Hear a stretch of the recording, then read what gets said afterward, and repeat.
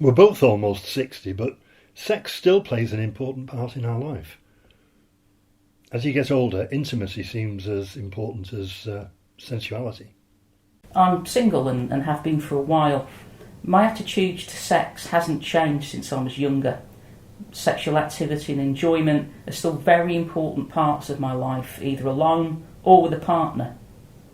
Sex definitely affects my well-being, and I know I feel better when I'm found to be sexually attractive to someone. Although I'm older, I don't hide how I feel about sex, as I've always been open. I think it's more universally accepted these days that grandparents are still bonking.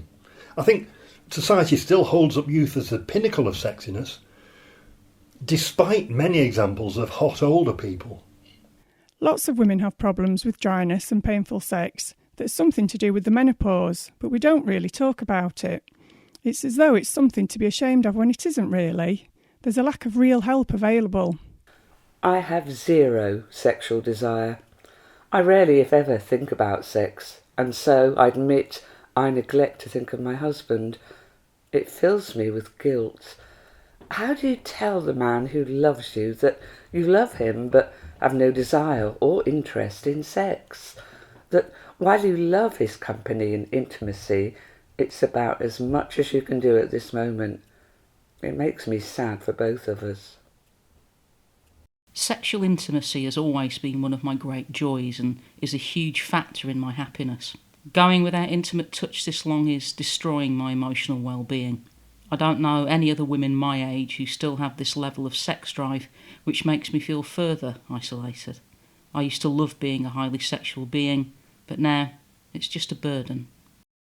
I'm a sexually active woman, bisexual, in a relationship with another woman. It's the attitude of doctors that gets me. So very shocked if I mention that at all, ever.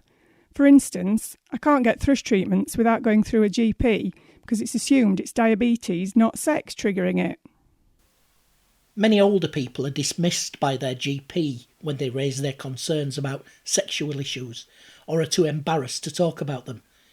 We've heard people being told they're too old, stop worrying about your sex life, we've cured your cancer, you should stop having sex at your age.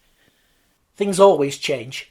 After age 50, you can't know what sex tomorrow brings, but you also can't know what you'll find today, and that's what you get used to, the what is it today. What does it mean for the two of you to be intimate in the ageing bodies you have today? No one told you anything about any of the difficulties, but there it is. And you know what? You kiss, you laugh, you have whatever sex it is you can. You make each other feel good. It's poignant, but it's still okay. Often it's better than okay. And you carry on because you need to and you want to. We believe sex is part of a normal, happy existence and want our kids to have a healthy, fun sex life. So always feel like we're modelling that behaviour and always discuss sex with them while respecting boundaries.